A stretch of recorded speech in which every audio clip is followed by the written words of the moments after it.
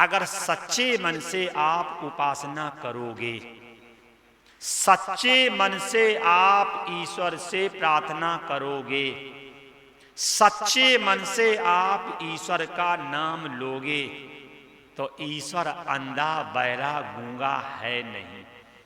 ईश्वर जो है ना अंधा है, ना बहरा है और ना गूंगा है। सच्चे मन से ईश्वर का नाम लो, ईश्वर की चर्चा सुनो और ईश्वर की प्रार्थना करो तो सीता जी ने सच्चे मन से उपासना की तो मूर्ति बोली है, मूर्ति बोली भी है, हंसी भी है और साथ में प्रसाद में माला भी दी है। सुन से सत्य आशीष हमारी और पूजई मन कामना तुम्हारी, खसी माल मूरत मुस्कानी। तो हम तो रोज पूजा करते हैं, 3-3 घंटे घर का काम छोड़ के बैठते हैं, पता नहीं पूजा करने बैठते हैं कि आराम करने बैठते हैं। हमें समझ में नहीं आता है कि पूजा करने बैठते हैं या घर से काम से बचने के लिए बैठते हैं। ध्यान रखना, सीता जी ने पूजा की तो मूर्ति बोली भी है, प्रसाद में माला भी मिली है और मुस्कुराई भी है। और यहाँ वो तो एक दिन पूजा करने गई थी हैं, और यहाँ तो रोज मंदिर में जाते हैं। तो ध्यान रखना कहीं काम चोर तो नहीं घर का काम से बचने के लिए जा रहे हैं।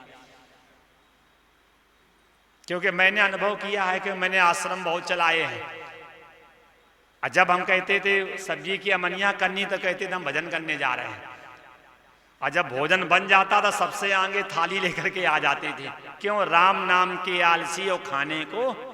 तो आप लोग गृहस्थ हो, आपकी जिम्मेदारी है कहीं ऐसा नहीं कि काम से बचने के लिए राम का सहारा ले लिया हो कि जब सुबह सुबह काम करना पड़े तो मंदिर में बैठ जाओ, और जब दोपहर में खाने का नंबर आ जाए तो सास आगे आ जाए। तो ये मेरा आपसे निवेदन है, मैं हंसी नहीं कर रहा हूं, क्योंकि प्रमाण है सीता जी ने पूजा की तो सीता जी की पूजा से प्रसन्न होकर के माता जी बोली हैं, मुस्कुराई भी हैं और साथ में आशीर्वाद में माला भी दी। तो जिसकी आप रोज पूजा करते हैं, रोज पाठ करते हैं, रोज जाप करते हैं, तो जीवन में कुछ घटा कि नहीं घटा? अच्छा आप बताओ, बाप के लक्षण बेटा में आते हैं कि नहीं आते हैं? आते हैं। बाप के लक्षण जब बेटा में आते हैं तो भगवान के लक्षण फिर भक्त में क्यों नहीं आते हैं? बोलो। जब बाप के लक्षण पुत्र में आते हैं तब भगवान के लक्षण भक्त में भी तो आने चाहिए। जब भगवान सबकी सहन कर रहे हैं तो तुमसे एक बहू की बात सहन नहीं हो रही। बोलो। आप भगवान को गाली दो या भगवान को पूजा करो या ना करो, कभी शिकायत की आपसे? जब भगवान सबको बर्दाश्त कर रहे हैं तो तुमसे एक बहू बर्दाश्त नहीं हो रही क्या? बोलो। जब पिता के लक्षण पुत्र में आते हैं तब भगवान के लक्षण भक्त में भी आने चाहिए। अर्थात जो भगवान में विशालता है आप अपने हृदय में विशालता लाओ। जब भगवान का नाम है करुणा वरुणालय, तो दूसरे के प्रति करुणा आप में भी होनी चाहिए। जब भगवान सबकी सहन करते हैं तो हमें भी सबकी सहन कर लेनी चाहिए। जब भगवान सबके अपराध को माफ कर देते तो हमें भी घर वालों के अपराध को माफ कर देना चाहिए। तो भक्ति हो रही है। अगर ऐसा नहीं है, जब बाप के लक्षण पुत्र में तो भगवान के लक्षण भक्त में आने चाहिए, ये ध्यान रखना। तो तीनों लोगों ने जाकर के जंगल में उपासना की है और उपासना कभी उधार होती नहीं है। ब्रह्मा जी कैसे वरदान देते हैं इसको देखेंगे। 2 मिनट ईश्वर का नाम लेंगे। श्री राम जय राम जय जय राम, श्री राम श्री राम जय राम जय जय राम, श्री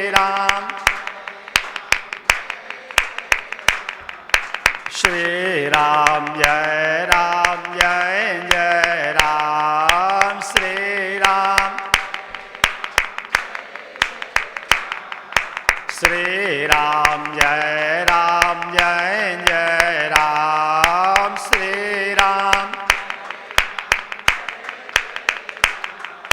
श्री राम जय जय राम श्री राम। श्री राम जय जय राम श्री राम। श्री राम जय जय राम श्री राम। श्री राम जय जय राम श्री राम। श्री राम जय जय राम श्री राम।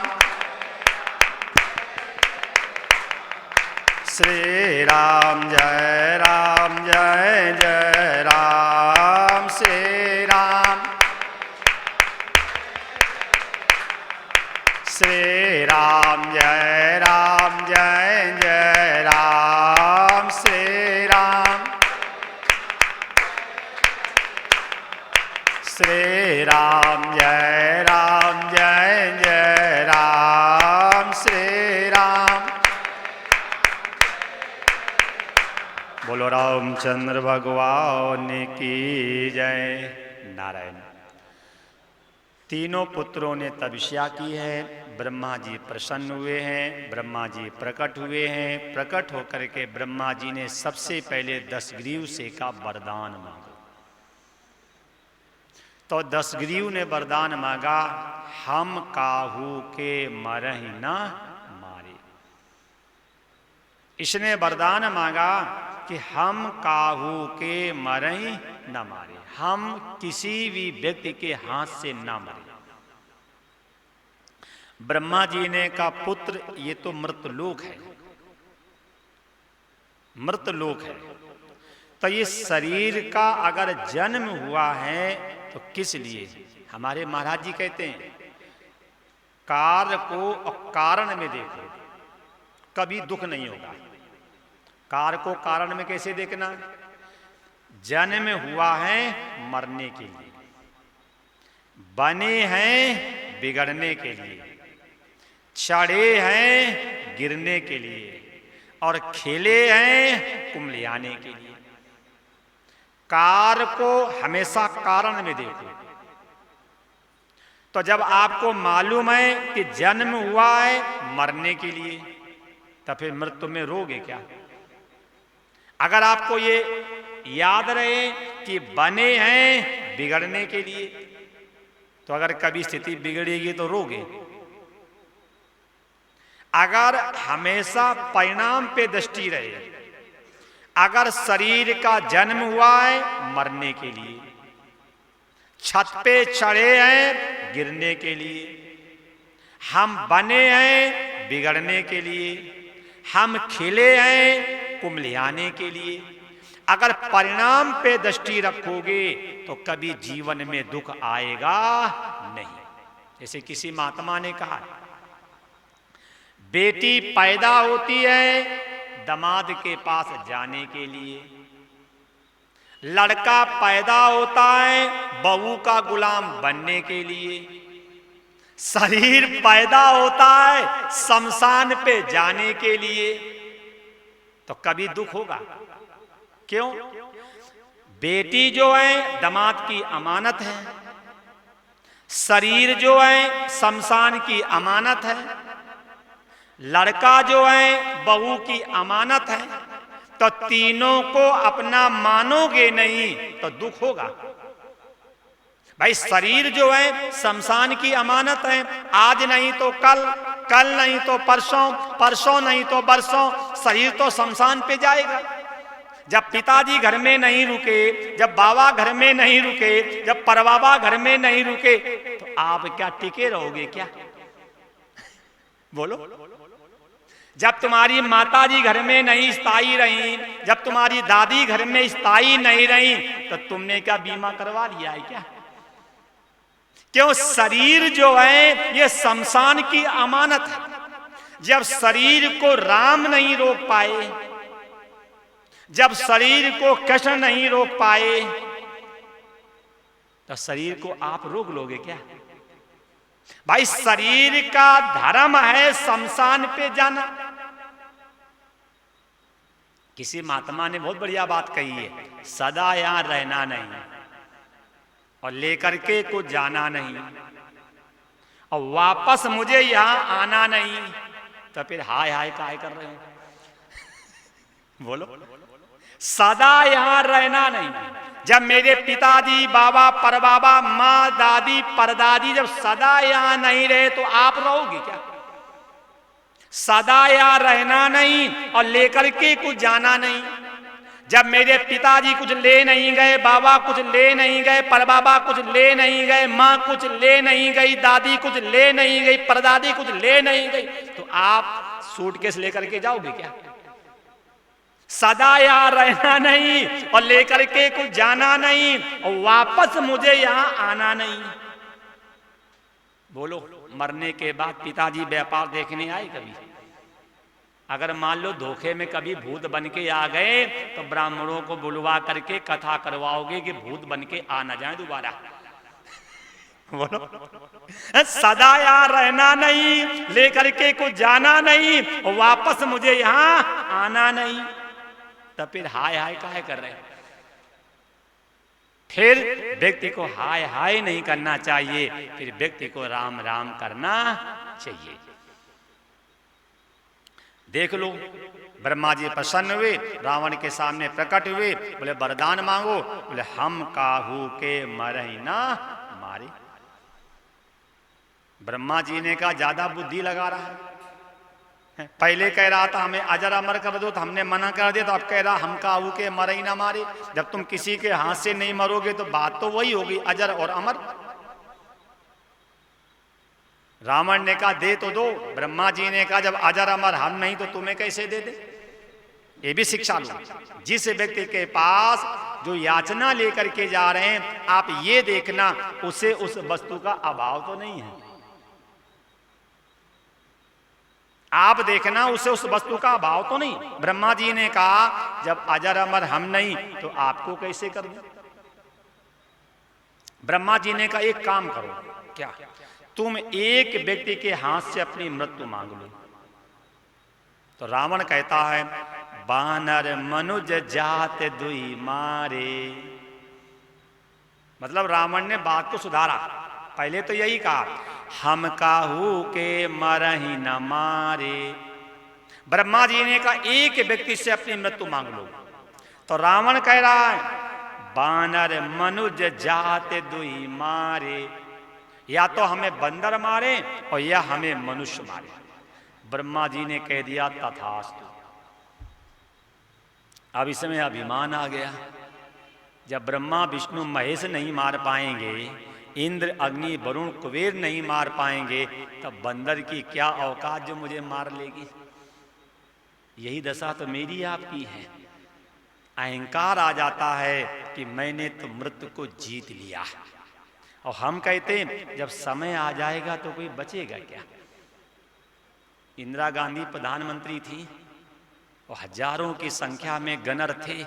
अच्छा, समय आया तो बची क्या? जिस फूलन देवी के नाम से सब डरते थे, इतिहास बन गया, और जब समय आया तो फूलन देवी बची क्या? बची क्या? हमें तो कभी कभी बड़ी चिंता होती। नाम बताएंगे रक्षा मंत्री। क्या है? रक्षा मंत्री। जब बेचारे अपनी रक्षा नहीं कर पा रहे हैं, जिनकी स्वयं की रक्षा के लिए हजारों हजारों कमांडर लगते हैं, धन्य रक्षा मंत्री। क्या अंधों की सरकार चल रही है कि जो स्वयं अपनी रक्षा नहीं कर सकता है, ऐसे काम चोर डरपोकों को रक्षा मंत्री बनाने से क्या देश की रक्षा हो जाएगी? पहले कोई राजा अपने राज्य में जाता था तो आप बताओ राजा की रक्षा की व्यवस्था करनी पड़ती थी क्या? और आज के राजा अगर कहीं आते हैं, प्रधानमंत्री मुख्यमंत्री, तो महीनों से कुत्ते घुमाए जाते हैं। इंसान नहीं, कुत्ते सूंघ सूंघ के बताते हैं कि कुछ है तो नहीं गड़बड़। ये पुलिस मिलिट्री सब बेकार होगी, कुत्ते बताते हैं। वही तो लगता है वाह, जिनके जिम्मे हमने देश प्रदेश दिया, जब बेचारे अपनी रक्षा नहीं कर पा रहे हैं और उनके बल पे आप बैठे रक्षा करेंगे। कथा से शिक्षा लो, ये हमें कथा से शिक्षा लेनी चाहिए। रावण ने कहा हम काहू के मरई न मारे। ब्रह्मा जी ने कहा बात बिल्कुल सही होगी, लेकिन आप ये बताओ किसके हाथ से मरोगे? बोले बानर मनुज जात दुई मारी, या तो मुझे बंदर मारे या मुझे मनुष्य मारे। ब्रह्मा जी ने कहा तथास्तु। और रावण के मन में अभिमान आ गया कि बंदर की क्या औकात जो मुझे मान लेगा। और समय जब खराब होता है, आप जा रहे हो और अगर आंख में तिनका गिर जाए तो पर्याप्त है? इसलिए मनुष्य बलवान नहीं होता है, बलवान होता है समय। कभी भी अहंकार मत करना, पुरुष बली नहीं होत है, समय होत बलवान। इंसान नहीं, बलवान समय होता है। बलवान इंसान नहीं, बलवान समय होता। इसलिए कभी भी हमें अहंकार नहीं करना चाहिए। अगर समाज में पद मिल रहा है, प्रतिष्ठा मिल रही है, कीर्ति फैल रही, तो एहसान, ईश्वर का एहसान मानना, अहंकार मत करना। ईश्वर का एहसान मानना कि ईश्वर ने मुझे योग्यता न होने के बाद फिर भी मुझे पद दिया है, प्रतिष्ठा दी है और कीर्ति दी है। अहंकार मत मानना, ईश्वर का एहसान मानना। ब्रह्मा जी थोड़ा आगे बढ़े, कुंभकर्ण के पास पहुंचे। अब इसने तपस्या की थी बहुत समय तक, तो इसने सोचा कि हम इंद्रासन मांग लें। इंद्रासन, ब्रह्मा जी ने वरदान देने की तो कह दिया, बरम बुरुई वरदान मांगो। अब इसने सोचा मैं इंद्रासन मांगूंगा। देवता लोगों ने मन में सोचा अगर कई इंद्रासन मांग लिया और इनके जैसा रजोगुणी व्यक्ति, रावण जो है तमोगुणी है, कुंभकर्ण जो है रजोगुणी है और विभीषण जो है सतोगुणी है। रजोगुणी व्यक्ति जो होता है वो सिर्फ संग्रह करने की सोचता है।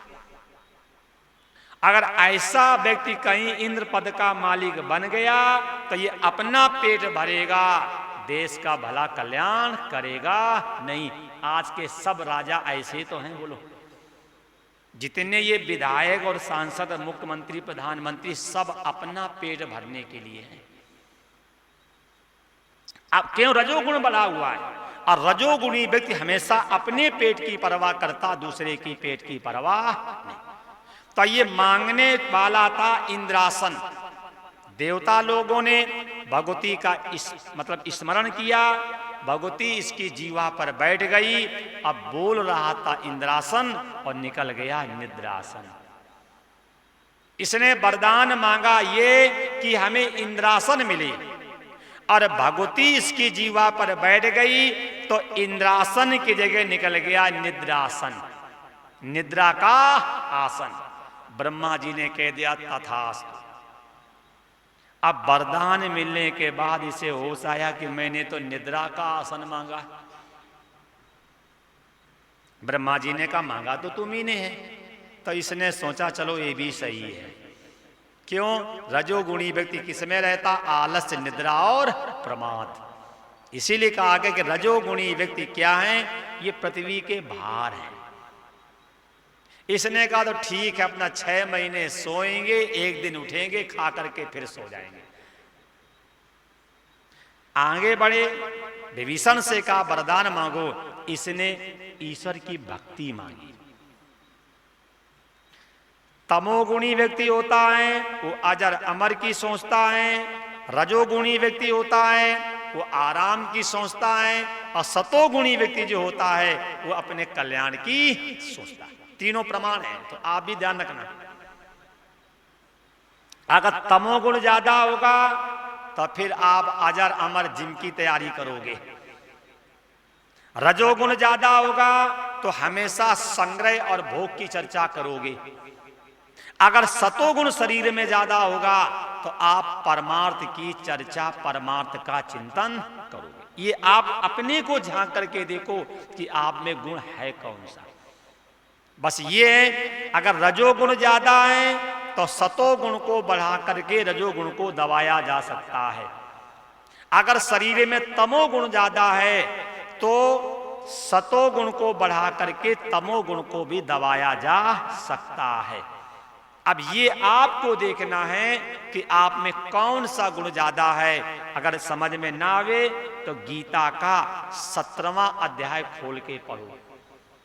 गीता के 17वें अध्याय में आया है 3 प्रकार की बुद्धि, 3 प्रकार की श्रद्धा है।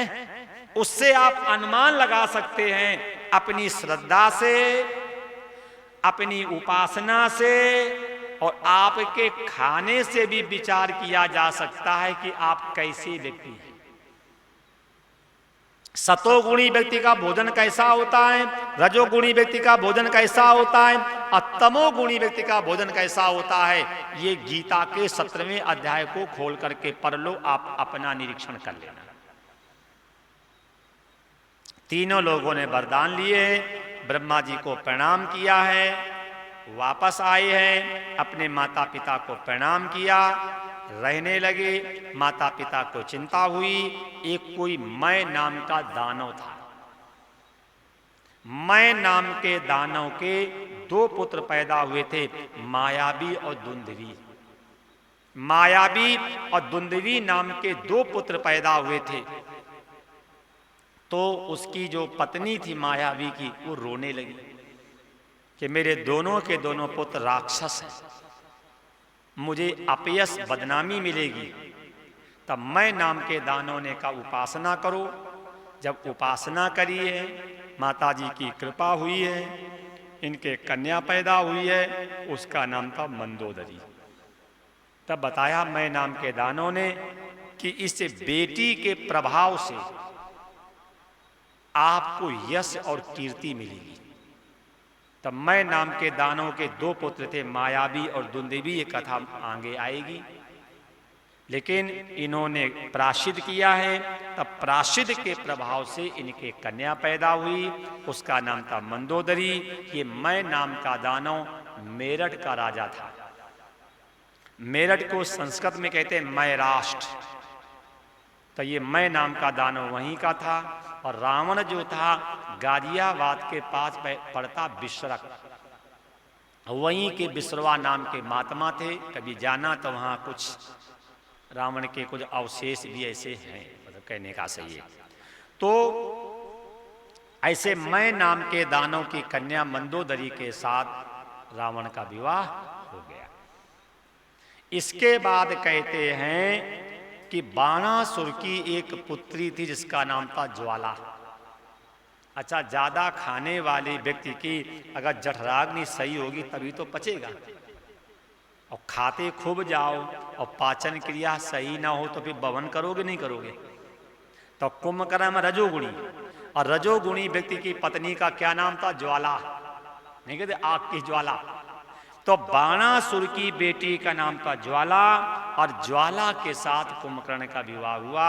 अर्थात रजोगुणी व्यक्ति, ज्यादा संग्रह, ज्यादा खाने वाले व्यक्ति की जठराग्नि सही होनी चाहिए। तो इसका विवाह हो गया ज्वाला के साथ। काल का एक पुत्र था जिसका नाम था विद्युत जीवा। विश्रवा नाम के महात्मा ने अपनी स्वर्ण रेखा नाम की कन्या का विवाह विद्युत जीवा के साथ कर दिया। शैलूम नाम का कोई गंधर्व था, उसकी कन्या का नाम था सरमाना, और सरमाना के साथ विभीषण का विवाह हो गया। ऐसे चारों बच्चों के विवाह हो गए हैं। विश्रवा ने अपनी पत्नी कैकसी को लिया और जंगल में तपस्या करने चले गए। शिक्षा मिली, बच्चे आपके लायक हो और चाहे नालायक हो, उनका विवाह कर दो, जिम्मेदारी दे दो और स्वयं ईश्वर की जिम्मेदारी लो। अगर संतान नालायक हैं और फिर भी जिम्मेदारी लिए रखोगे तो उसके चिंतन में अपना भी अंतिम बिगाड़ लोगे। क्योंकि पुत्र पालना आपका धर्म है और नाती पालना आपका धर्म नहीं है। ये कथा से शिक्षा लो। विश्रवा अपनी पत्नी कैकसी को लेकर के जंगल में तपस्या करने चले गए। क्यों? क्योंकि पुत्र जो करेगा स्वयं भरेगा, हमें अपना अंतिम बिगाड़ना नहीं, हमें अपना अंतिम बिगाड़ना नहीं। इसके बाद अब ये जो 10 ग्रीव था, इसका आतंक देखो। ध्यान रखना कि गड़बड़ संपत्ति आने से व्यक्ति की बुद्धि बिगड़ती है। जब तक रावण अपने पिता के घर में रहा तब तक इसकी बुद्धि नहीं बिगड़ी है। जब इसने गड़बड़ तरीके से जब संपत्ति का संग्रह किया तब इसकी बुद्धि बिगड़ी। और 10 ग्रीव की बुद्धि कैसे बिगड़ी ये देख लो। एक बार भगवान शंकर माता पार्वती को लेकर के वैकुंठ में भगवान विष्णु के दर्शन करने गए। देख लेना रावण की बुद्धि बिगड़ी क्यों। माता जी को लेकर के भगवान शंकर वैकुंठ में भगवान विष्णु के दर्शन करने गए। विष्णु भगवान शंकर के साथ बैठ करके ईश्वर की चर्चा करने लगे। और माताओं में थोड़ी विशेषता होती है, अगर बहन जी आएंगी तो पानी पिलाएंगी बाद में और वैभव दिखाएंगी पहले, है कि नहीं। माताओं की विशेषता है कि अगर कहीं उनके पति ने बढ़िया सा हार लिया, अगर कहीं बहन जी आई तो पानी बाद में, हार दिखाएंगे पहले। तो भगवान शंकर और भगवान विष्णु बैठ करके ईश्वर चर्चा कर रहे थे। और लक्ष्मी जी ने क्या किया, पार्वती का हाथ पकड़ा और पार्वती का हाथ पकड़ करके अब पूरा का पूरा वैकुंठ दिखा दिया। बहन जी ये रूम, बहन जी ये रूम, बहन जी ये रूम। और पूरा का पूरा जब वैकुंठ घुमाया तो देख लो, जब माता पार्वती के मन में ईर्षा आ सकती है, जब वैभव दे करके जब माता जी के मन में ईर्षा आ सकती है, तो अगर हमारे आपके वैभव को देख करके अगर हमारे मन में ईर्षा आ जाए तो इसमें कोई बड़ी बात नहीं। इसीलिए कहा गया है कभी भी अपना वैभव किसी को दिखाना मत। आपको ये भी मालूम होगा इस जमाने में सब लोग दुखी कैसे हैं, अपने अभाव से और दूसरे के प्रभाव से। अपना अभाव और दूसरे का प्रभाव सबको जला रहा है। इसलिए कभी भी अपना वैभव किसी को बताना मत। लक्ष्मी जी ने अपना वैभव पार्वती को दिखाया, और जब पार्वती के मन में ईर्षा हो सकती है तो आप अपना वैभव हमें दिखाओगे तो मेरे मन में ईर्षा होगी कि नहीं होगी, क्योंकि हम तो यूरिया की गेहूं खा रहे हैं। ध्यान रखना। इसलिए आप लोग गृहस्थ हैं, कोठी आपकी बनी है, पैसा आपके पास खूब है, तो कभी मत दिखाना। लेकिन यहां दिखाया जाता, गृह प्रवेश होगा तो सबको बुलाएंगे, आओ देखाओ फूकाओ। भाई आपने कोठी बनाई है, वैभव आपके पास है, आपने परिश्रम किया। ये जो आप गृह प्रवेश करते हो, जो 200, 400, 500 लोगों को बुलाते हो, ये कोई दुआ नहीं देते, ये अंदर अंदर से सब ईर्षा करते हैं। इसलिए अगर आप समझदार व्यक्ति हैं, परिश्रम आपने किया है, पैसा आपने कमाया है, वैभव आपने तैयार किया, तो दूसरे को दिखा करके जलने की तैयारी क्यों कर रहे हो?